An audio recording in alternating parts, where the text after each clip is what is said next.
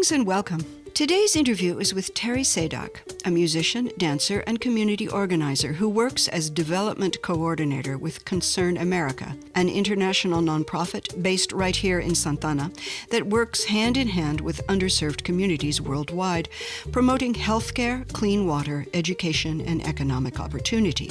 You can find a link to their website on our website. As will emerge in our interview, Teri and I, your program host, enjoy a unique relationship. This enabled us to record this interview in 2 sessions, separated by almost 4 months.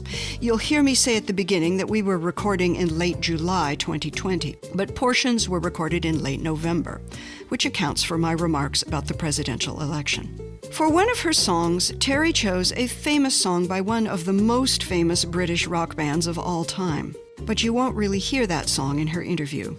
And you may have noticed, in fact, that we generally play only very short clips of the music we talk about. This is because of copyright. We would have to pay a lot of money to get a license to use whole songs. And in the case of really famous artists like the ones Teri chose, their estate has armies of lawyers who are poised to pounce on us if we overstep.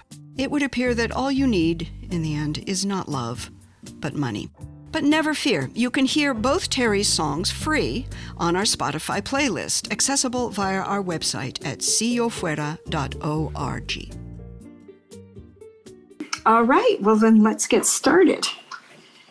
So it is the 29th of July, 2020, and I am going to ask my interviewee to introduce herself. Please tell us your name and your pronouns and anything you'd like us to know about who you are, and a little bit maybe about how it is that you are in Santa Ana at this time.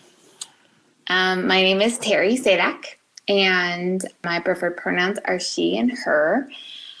A little bit about me, I guess, would be that I am the youngest of 5 girls, and I grew up in Orange County, but I've been back in Santa Ana for almost 10 years. And I work with an international development nonprofit that trains community members to provide healthcare services and clean water internationally. And here in Santa Ana, I'm very connected to the Centro Cultural de Mexico, a community cultural center that I started coming to when I was in high school. And there was connected with not only music, which was really important, but also just local community activism and starting to be involved with more things happening in the area and internationally. And so I've stayed in contact with a lot of the people from the Centro, and since moved back have continued to be really active there. So that's part of the reason why I moved back here. Teri, how old are you? I am 34 years old. All right. So when you mentioned Centro, and you said it was a reason you moved back here, where did you move from? Where were you before? That piece is missing. Well, I used to live around here. I grew up in Southern California, and then I went to school in San Francisco for 4 years. And then from there, I moved to Guatemala for about 3.5 years. And so when I was in Guatemala, the organization I work with is actually based in Santa Ana. And so I was kind of deciding whether I continue working with Concern America in Guatemala, or they also offered me to go to Colombia, or they also offered me a position in their home office in Santa Ana. So it was deciding between a lot of different things, but I thought it would also be nice to be a little bit closer to my family. My sisters were having kids, and so I was kind of wanting to spend more time with them during this time. Something that we really should mention for the listeners is that our relationship is unique among all the interview relationships that are happening in the context of this program. And that is that we live together. We've lived together for, almost 7 years, I think. I think so. It's something like that. Something like that, a long time. The fact that we can't tell how long it is actually a good sign because we get along really well. And then, of course, in the last 9 months, not only have we lived together, but we have sheltered in place together. Yeah, and that's true too. And the fact that we're still speaking and, pretty friendly. Yeah. It's a good thing. But yeah, that's an element that makes this one interview unique, is our relationship. As you know, you can answer this question, where are you from? You can answer it in any modality that you want. You can take it as a geographical question. You can take it as a cultural question. It could refer also, to your state of mind. Where are you coming from right now at this minute? Really, any way you want to take this question, where are you from? And then maybe you could tell me the name of a song or a piece of music that represents that place or that culture or that state of mind. Well, I think maybe not where I'm at right now, but where I had been coming from for a long time, more like in my original foundations of life. I don't know. I guess when I was younger, I wouldn't say that I'm not optimistic now. I think that I am. But I feel like then I thought it was a lot simpler. What was a lot simpler? I think just like life and relating to people. You love and care for somebody or you don't. And it was, I guess, a little bit more black or white, or it didn't require as much work. Like you love somebody because you love them and then they're in your group forever.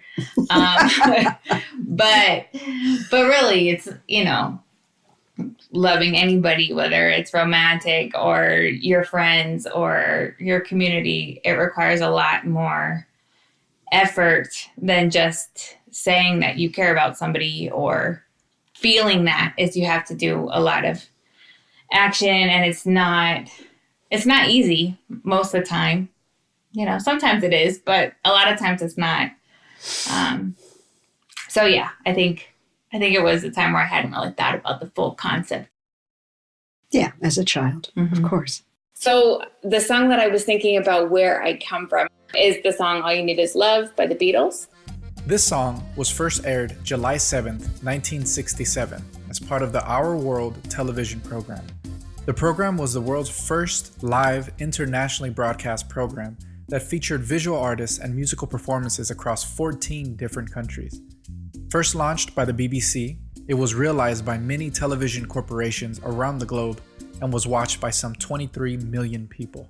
I started listening to Beatles when I was about 5, and with people in my family and my neighbor, things that they were into, and so I got really into, and I was a pretty diehard Beatles fan, probably until I reached high school, and then and then started branching out a little bit more because my sisters and other people's musical influences, and I still love them and I listen to them a lot.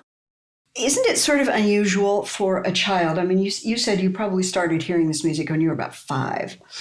And so maybe from the time you were in primary school, isn't it kind of unusual for a child to really grasp and be so motivated by the idea of global harmony, of this other kind of love that isn't personal, isn't necessarily even your family? And I wondered if you could just talk a little bit about the culture in your family growing up that may have made that possible for you. Yeah. I don't know. I think I always had really close, my family, my sisters, I'm one of 5 girls. And we're pretty different, but we're pretty close. And my parents and my grandma lived with us, and I always had really good, close friends.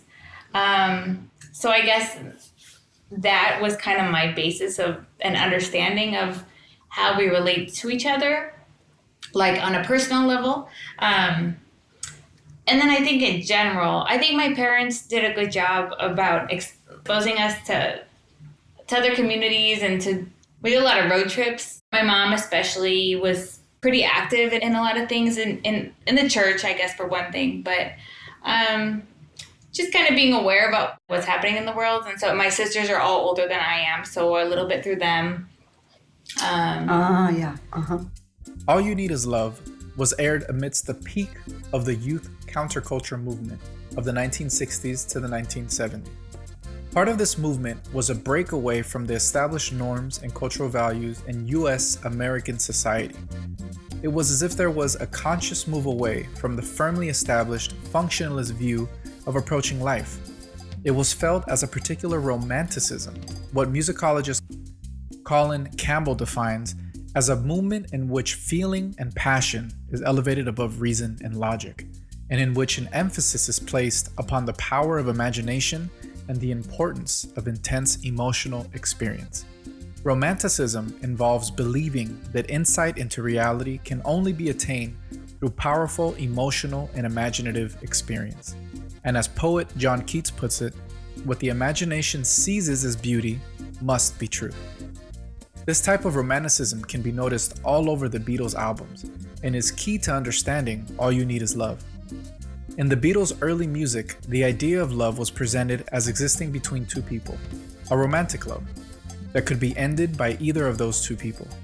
By the end of the Beatles' career, love had become more than just affection between two people, but rather a philosophy or way of life that does not require reciprocation from another. It instead is something that can, and indeed should be, held toward all people and all living things. My parents are definitely not like, people that are like, no, you would not consider them hippies at all, or just like espouse that, but I think they do have a general sense of like, living in a world bigger than ourselves. Yeah, it's really interesting. I mean, I've met your parents. I know them a little bit, and your mom in particular, she's very, very involved in the Catholic Church, and neither you nor I is involved in the Catholic Church, and we have our reservations about it. But there is that about the Catholic Church. I mean, the word Catholic means everywhere and for everyone.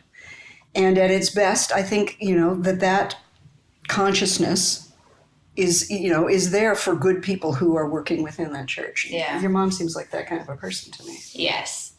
And there's all different types of people that interpret the Bible in different ways. But my mom is definitely like, Jesus was poor and he was there for the poor. And that's more the reality than what a lot of people follow. Yeah, indeed. So yeah, you were getting it from a lot of directions at once, it sounds like. I think so. Yeah. Okay, so back to our discussion of All You Need Is Love. I think I have just one more question for it, but it's a big one. So asking you now to this is the song that has to do with where you come from. That's why you chose it. Mm-hmm. But I'm asking you to answer this question now in terms of where you are now. Mm-hmm. And I think you partly did already, but I'd like to hear you talk about it a little bit more. Is love all you need to make the world a better place? Yes, but it depends on what you do with it. Like if you say you love somebody, then that's not enough.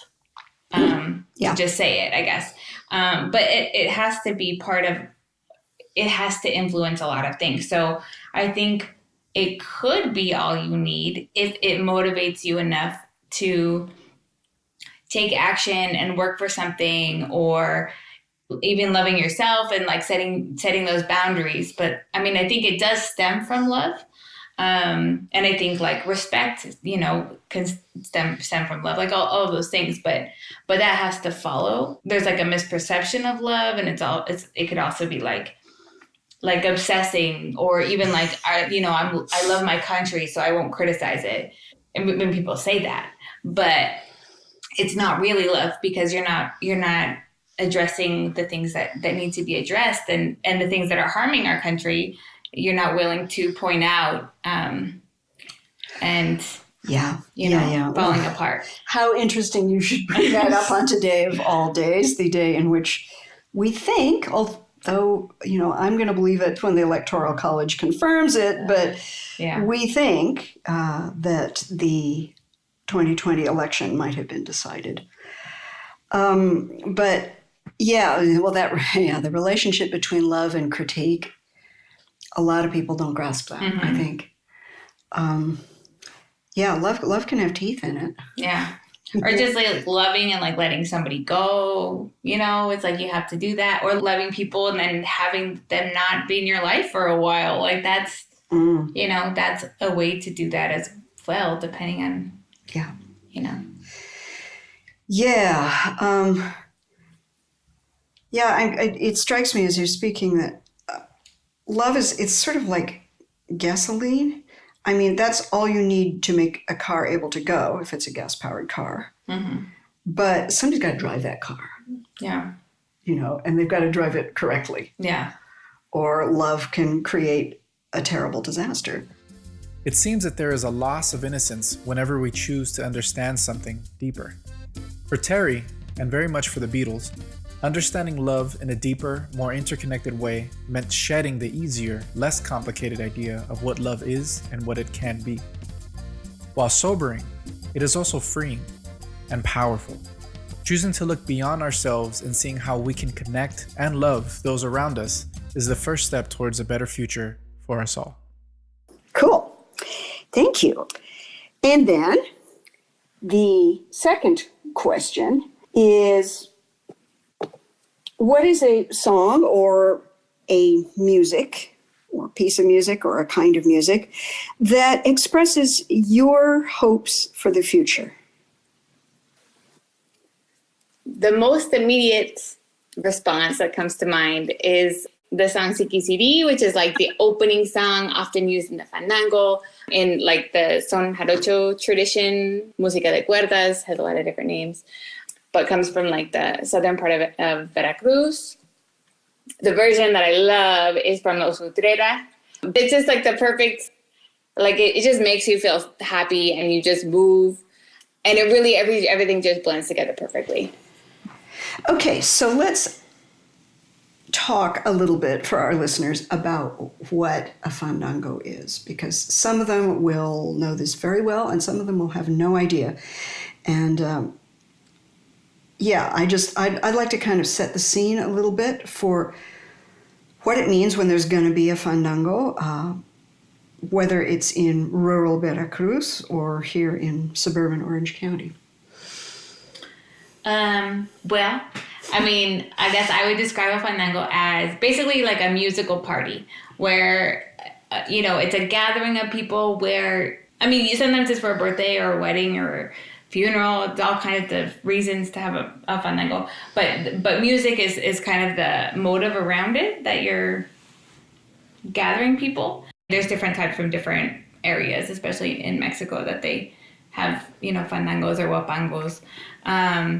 But here we play son jarocho. The fandangos that we know, where people gather with their instruments, jaranas, requintos. There's all different types of musical instruments that are used usually in this. So it's kind of like guitar-like instruments, a lot of them. Yeah, a lot of guitar, and then like a bass type instruments, and then centered around tarima, which is a wooden platform, small or large, where people dance in the middle. But you dance and you that's part of the percussive element of the music. Tarimas are musical instruments as well as dance floors, so they're built to resonate, and they're pretty loud, actually.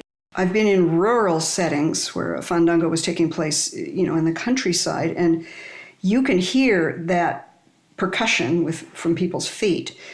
A quarter mile, maybe more than a quarter mile away. Yeah, that's usually the loudest part. Yeah. Yep. There's no firm line between dance and music making. Yeah. They actually are the same thing in a fandango, which is really fun and cool. The dancing itself is an integral part of the sound world as well as the social worlds of this tradition. Zapateado is a form of foot percussion executed with hard-soled shoes on a resonant wooden platform, the tarima, mentioned in the interview. As Teri says, it's often the loudest part of the fandango. It is the rhythmic backbone. The dancers control the musical rhythm, and not the other way around. It is particularly interesting in this regard to note that many sones are danced by women only. The fandango jarocho is literally a woman-centered event, and through their dancing, women control its pace and feel. Teri is an excellent dancer, much in demand in fandangos. Because the zapateado on the recording Teri chose is not easy to hear in the mix, she recorded some excerpts for us so that listeners can hear the rhythmic feel of this style of dancing. The following audio excerpt has been recorded with one microphone close to the guitarra grande, played by Elizabeth, and another next to the tarima, placed close enough to capture the zapateado, performed by Teri. The audio oscillates between the two so that you can listen to both of them in isolation.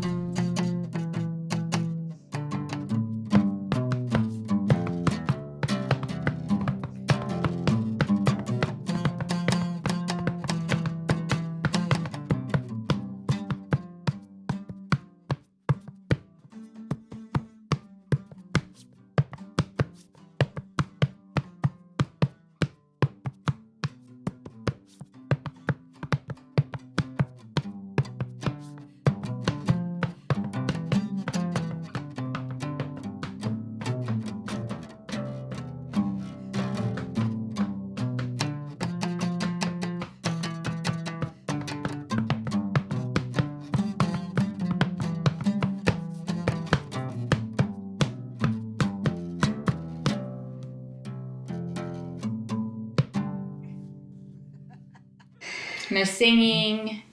It's like a call and response for most of the songs, or sones is what they're called. There's a particular melody and idea for the song, but the way that it's played is different each time. So like there's not one set of verses that you always sing all the time. So it's always varying. Yeah, it's like a song is like it's like a container. Yes. You know, and it changes each time. So that, I think that connects to another question that I think is really important. It's a little bit harder to get at maybe than just describing, okay, what is a fandango in this tradition? And that is, it's more like sort of, why is a fandango? So fandangos do certain kinds of work within a community. They serve certain purposes within a community, I think. And I think those purposes have shifted with migration, like what they do in a rural rancho, and that's one thing. What they do here in Santa Ana is certainly related, but maybe a little different. And we should talk about that a little bit as well, I think. Yeah, I mean, I think the base of it would be, it's a way for people to relate to each other. So I think in the community, people like, are gathering for a party, and it's a form of communication that people have. And because it's music, and because it's very participatory, so everybody can do something. So whether you're dancing, or you're playing, or you're singing, even participants just sitting and watching have a role. So it's like, more than anything, it's a gathering. Usually it's to celebrate something, but it could be anything. Usually it's like it's somebody's birthday, or a birth, or a death, weddings, and then like the fiestas patronales, like like anniversary, religion, like cosechas del año. Sometimes they'll do that. Like there's even like, it's not like so talked about as much, but there's like fandangos too, like when people are making tamales, or like sones para enterrar la basura que usas, like there's so many things, because there's different times for everything. Right.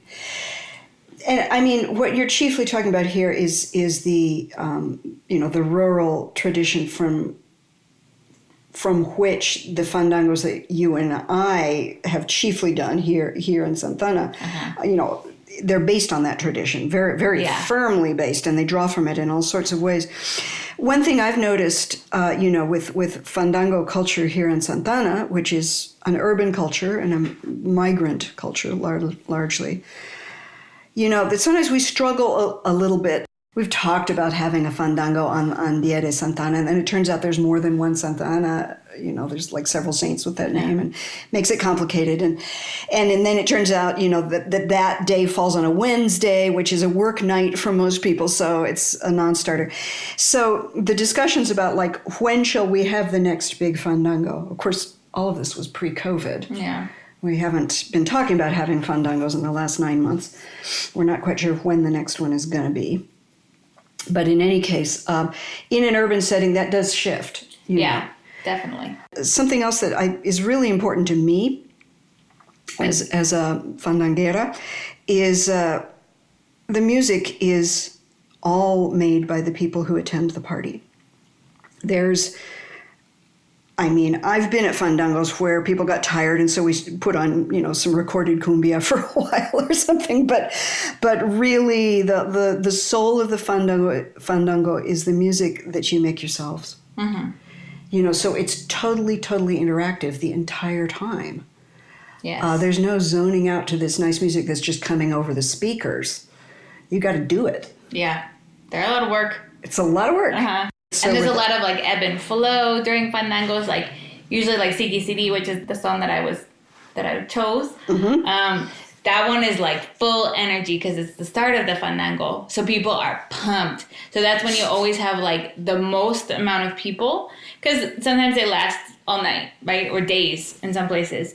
Mm-hmm. And so it's kind of like an ebb and flow of people sometimes, but usually the Siki is where everybody is there. There's the most people watching, most people that want to dance. I mean, I'm there and I'm pumped for Siki, but it's like I'm not going to do as much work because like later on, I'm going to need like, you gotta I have save to yourself. do, yeah. Because then sometimes maybe you play the first couple sonas and then you take a little break and then you come back strong in the morning time.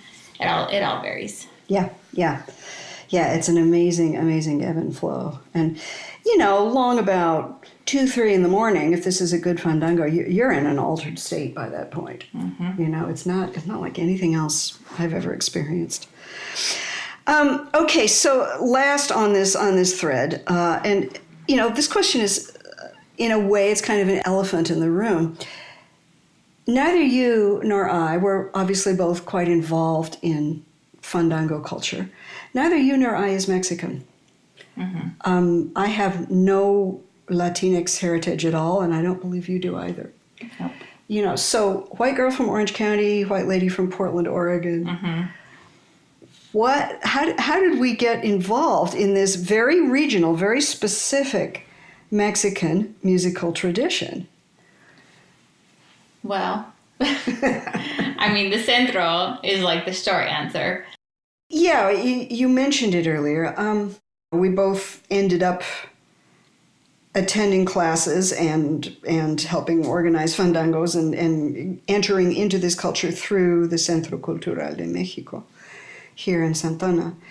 And yeah, that is the short answer. I think I'm asking the question on a slightly different level, maybe. Yeah.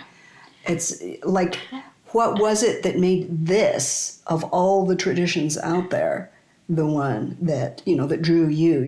Well, in general, I think this type of music, or like the function of this type of music, is in every culture.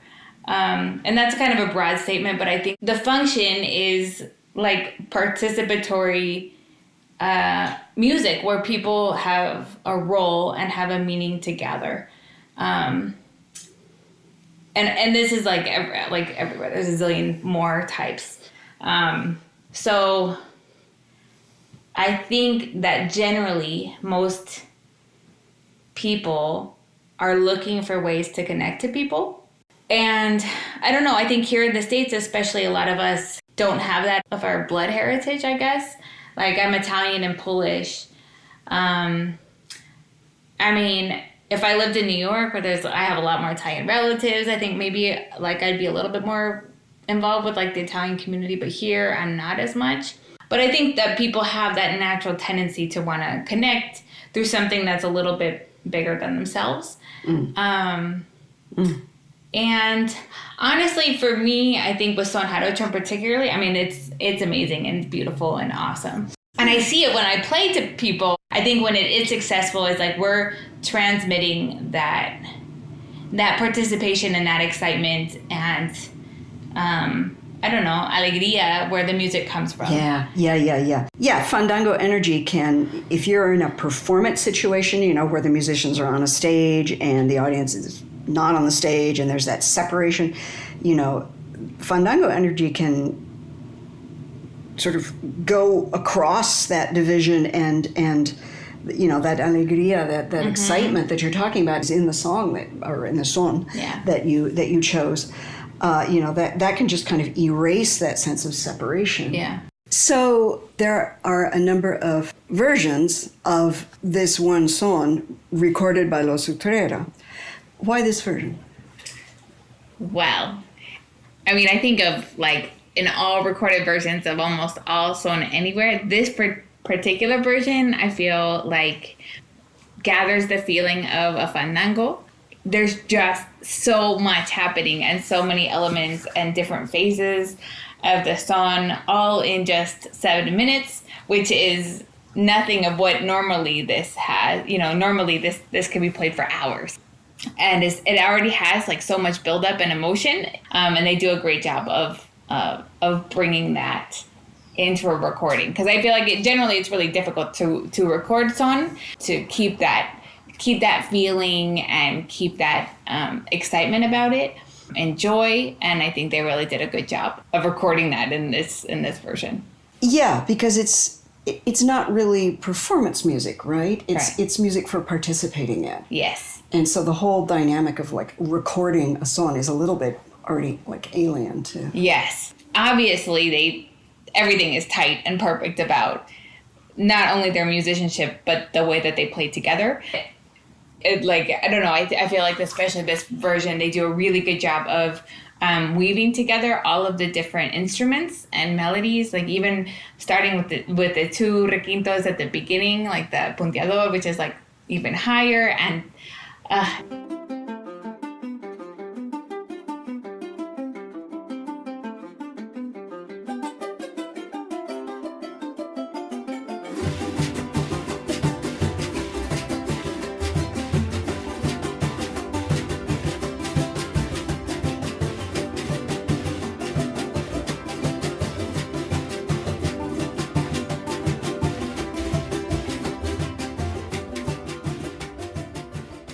different parts are really woven in and out, so you can hear all of the elements of it.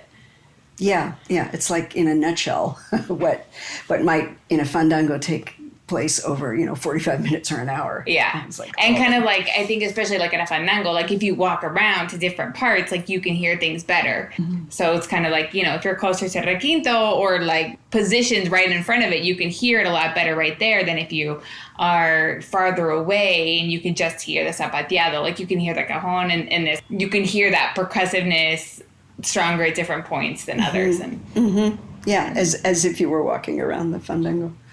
That's cool. I hadn't realized that, but thinking back to listening to it, you're right. That's the effect they get. So you chose this song as a representative or an expression of your hopes for the future. Can you make that connection for us a little bit? Well, I think first off, to me, this song is very welcoming.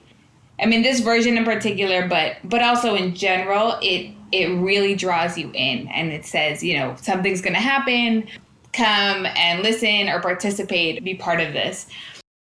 Do the lyrics actually say that? What are they singing about in this song? In this particular version? In that particular version, yes. Not all of them. I think there is like I think the opening verso is like introduction, but no, they mostly just use like beautiful versos or interesting versos. A lot of the versos are, about kind of, well, a lot of them are about love. Yeah. That other kind of love that the Beatles song is not about. Yeah.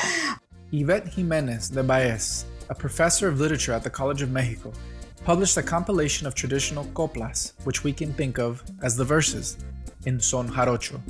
As per her work, another typical copla sung in Siquiricí is Con permiso compañeros, voy a empezar a cantar, pero sí, antes les aviso que me van a dispensar en este lugar que piso, acabado de llegar. He llegado a esta función a ver las 1000 maravillas y digo a todo el montón, no soy de la mixtequilla, pero doy mi corazón a toda la palomilla, which translates as, with permission, companions, I am going to start singing, but first I ask you to make allowances for me in this place that I just arrived. I come to this event to see the 1,000 wonders, and I say to the whole crowd, I'm not from the Mixteca, but I give my heart to all the pretty girls. But they're also about like the things that one would see and hear and experience of worldly quality. Yeah. I don't know. They say oh, voy a empezar a cantar. I'm going to start singing, or but this is the first time that I'm singing in this home, or sometimes they're like saludos, this is who I am and this is where I came from. People have their own versos that they'll sing. Mm-hmm. So that's pretty typical, and that sometimes goes on for a while. And a real fandango is the first 10 minutes, or introductory verses. So there's a lot of lyrics. There's a lot of this particular lyrics, song. We're gonna put the lyrics. It's not the word you usually use with song. We're gonna put the verses, the versos, up on the website. I thought about this song now because the gathering aspect of it, I think, is really important. I think the connection to history, because it's traditional music and is made by a lot of people, and a lot of people know how to play. So it's inclusive. Yeah, very inclusive and very community building. I think it brings that representation. As Teri mentioned, these coplas, or versos as she calls them, were meant to connect people, to gather people. We can see that in the fact that these lyrics are presented in everyday speech. These lyrics reflect the lived experiences of those who consume it, and in that way, serve to strengthen community bonds amongst the community, and even invite others outside of it to join in and become part of those celebrations, traditions, and communities themselves. Very much like All You Need Is Love, Sikirisi is aimed at uniting people, connecting people, and reminding us all of our shared humanity. We all, on some level, want to give and feel love, just like we all, in some way or another, want to express ourselves, to be seen and accepted as we are, especially to those we hold dear. It makes an exceptionally nice and coherent pair with your first song, actually. It's like, in my design of, the structure of these interviews, the idea is where you're coming from, and then kind of the idea with the Esperanzas question is, where you're going to. Uh-huh. But it seems like All You Need Is Love and this song, they both kind of point in the same direction. Mm. Yeah, no, and I think that's true. I mean, I think that there's a lot of things that I've carried with me from where I'm coming from. Mm. And son is something that I started playing in high school, and I've grown a lot with it. A lot, has helped shape the rest of my life, I guess, with just my involvement in Latin America and my work, even learning Spanish. When I started playing, I didn't speak Spanish. So to me, it's been a tool to connect with other people, but also helped me find a lot more tools along the way of just being in the world, and then also my work and things that we want to change. And I would like to just hook that back up with the idea that this is the music that you chose to represent your hopes for the future. Why is inclusivity important, hopeful for you? Well, I think it means that everybody has a role to do. Everybody has a part in making, in not only just making something, but for it to come together, for it to sound good, you have to have different elements. Even if you have two professional musicians playing, it sounds amazing and it's great. But if you have 100 people really in a fandango, it's a whole other thing. And so it's really the importance of, involving more people, that the music isn't just about how you sound, that it's much more what you're creating. And I think that's hopeful, because I think we all have our own ideas and agendas about what we want to do, our own happiness and things like that. But it's not really about you. It's supposed to be about, like, you know, you in relation to the rest of the world, and like what are we doing, or what are we creating together? Because you can, I don't know, you can do as much as you want as an individual. It's not going to have a lasting impact as it would if you relate to other people. And that's not to say like that your job or anything has to be like helping people, but it's just doing things with the intention that other people are involved. Amen. No, you say that so eloquently. You know, and again, just returning us to the present moment, this very strange national moment where it's more evident than it's ever been, I think, that we live in a very large, very wealthy, and extremely divided nation. And that fundamental act of realizing, A, it's not just about me, Mm-hmm. and B, what I do or think or feel is important in some kind of direct proportion to how much it forms alliances with others. Mm-hmm. It just seems to me like it's always a timely message, Yeah, and maybe especially that's so true. right now. Mm-hmm. That is true. It's always a timely message. Would you like to know more?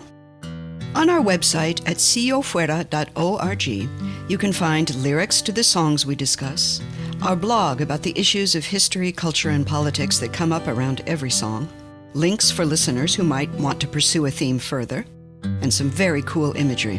You'll also find playlists of all the songs from all the interviews to date, and our special staff-curated playlist as well. We invite your comments or questions. Contact us at our website or participate in the Si Yo Fuera conversation on social media. We're out there on Facebook, Instagram, Twitter, and TikTok. And then there's just plain old word of mouth. If you like our show, do please tell your friends and your families to give it a listen. And do please subscribe on any of the major podcast platforms. We'll bring you a new interview every 2 weeks on Friday mornings. Julia Alanis, Cynthia Marcel de la Torre, and Wesley McClintock are our sound engineers. Zoe Broussard and Laura Diaz hold down the marketing. David Castañeda is music researcher. Deaneira Garcia and Alex Dolvin make production possible. We are a not-for-profit venture currently and gratefully funded by the John Paul Simon Guggenheim Foundation. For now, and until the next interview, keep listening to one another. I'm Elizabeth Le Guin, and this is Si Yo Fuera una Canción, If I Were a Song.